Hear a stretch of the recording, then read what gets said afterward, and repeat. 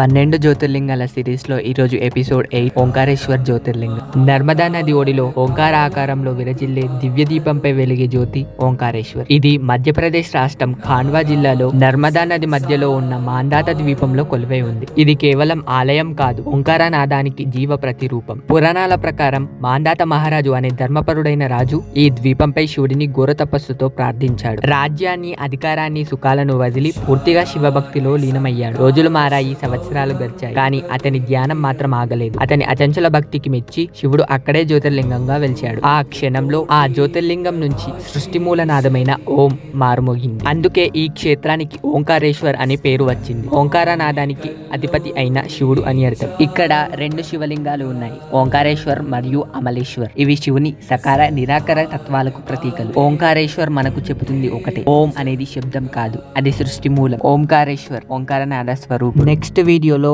మహాకాళేశ్వర్ జ్యోతిర్లింగం గురించి తెలుసుకుందాం. Thank you for watching. Follow for more.